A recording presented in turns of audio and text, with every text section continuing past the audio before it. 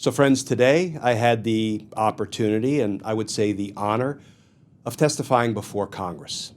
I was asked to testify about Donald Trump's democracy busting Project 2025. Let's talk about that, because justice matters.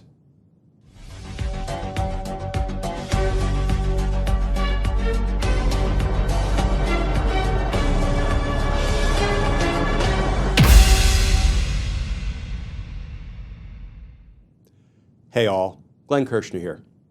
So friends, I have to be honest. I didn't think I would ever be invited to testify before Congress, but I was. I was invited to appear before Chairman Jim Jordan's House Weaponization of Government Subcommittee, but maybe not surprisingly, I wasn't invited by Chairman Jordan.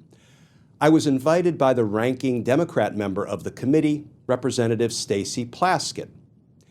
And I accepted the invitation and was told that I would be discussing, among other things, the rule of law busting Project 2025. You've probably heard about it. It's 900 plus pages long. It is the Republicans' blueprint for autocracy. And you may have heard about the Schedule F sort of plan to do away with, thousands and thousands of career civil servants, public servants, and populate the Department of Justice and other agencies with political appointees who pledge their loyalty to who? Donald Trump, not to the Constitution.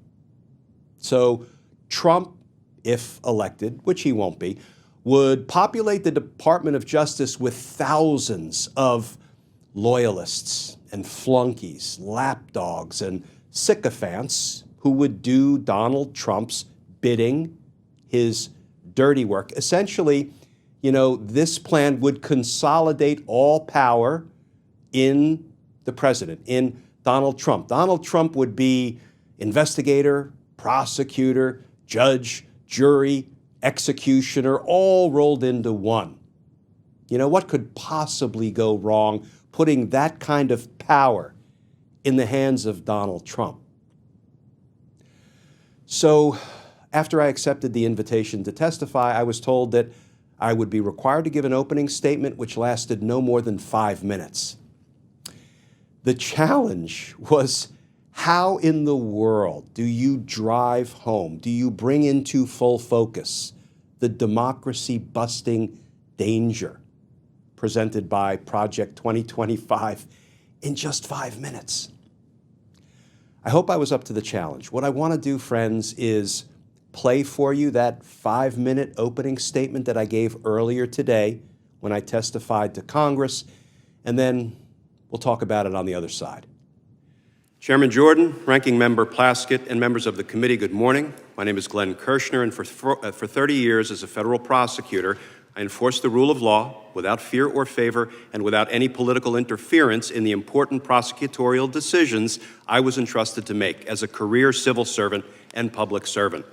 The rule of law is one of the single most important ingredients to a healthy democracy.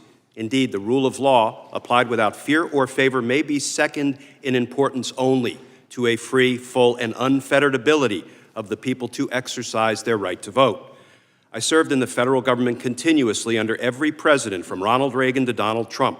Beginning in the 1980s, I served on active duty with the U.S. Army Judge Advocate General's Corps, first prosecuting court-martial cases, then handling criminal appeals in all manner of cases, including espionage and death penalty. After 6.5 years as an Army JAG, I left military service and joined the Department of Justice, where I served 24 years as an Assistant United States Attorney for the District of Columbia. The decisions prosecutors make day in and day out, whether to open grand jury investigations, whether to seek indictments, whether to proceed to trial, these decisions and virtually every other prosecutorial decision must be made without any political pressure from anyone. They must be made in an entirely apolitical fashion, based exclusively on the facts and the law. Unfortunately, That is not what Project 2025 has in mind for the United States Department of Justice. When I look at the goals and aspirations of Project 2025, I can't help but evaluate them against the backdrop of what I saw happen to the Department of Justice during the Trump administration.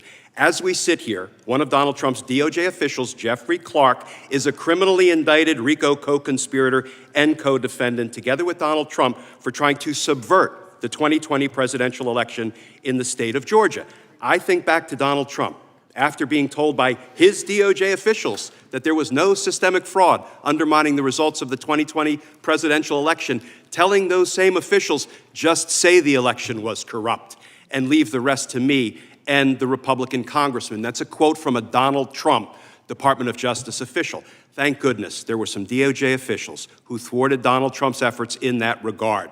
Officials who remained loyal to the Constitution rather than loyal to a man who was determined to retain the power of the presidency by disregarding the expressed will of the American voters. These honorable public servants would not exist in a future Trump administration that implements the rule of law-busting principles of Project 2025. And I fear that horrific conduct of former President Donald Trump and his corrupt DOJ officials in his first term will look like a government official fixing a parking ticket for a friend, as compared to what Project 2025 holds in store. Project 2025's overarching goal for impacting the way DOJ goes about its work is to destroy the independence and apolitical nature of the work done by thousands of honorable, ethical, and dedicated civil servants who, in my experience in 24 years inside the Department of Justice, go about their work in an entirely apolitical fashion and replace them with Trump allies, loyalists, and sycophants. This is a so-called Schedule F approach to weaponizing the Department of Justice.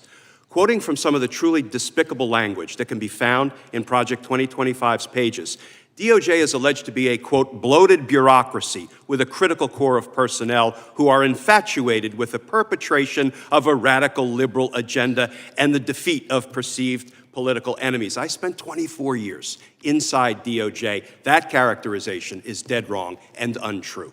As but one example of the dangers to law enforcement independence represented by Project 2025, consider this scenario. Once Donald Trump has his loyalists in place in the Department of Justice, if a report of possible voter fraud is referred to DOJ, Donald Trump's officials could screen or evaluate that claim with just one simple question. Does the alleged voter fraud work to the advantage of Republican candidates, so by extension to the advantage of Donald Trump? If the fraud benefits Trump, his Project 2025 officials can simply decline to investigate, summarily claiming there's insufficient evidence to open a criminal probe. But if the alleged voter fraud worked to Trump's disadvantage, then the investigation could be initiated regardless of whether or not the evidence supported that decision. This is simply a variation on the theme. I don't care if there was no voter fraud undermining the election's results. Just say there was and leave the rest to me and my loyalists in the Department of Justice.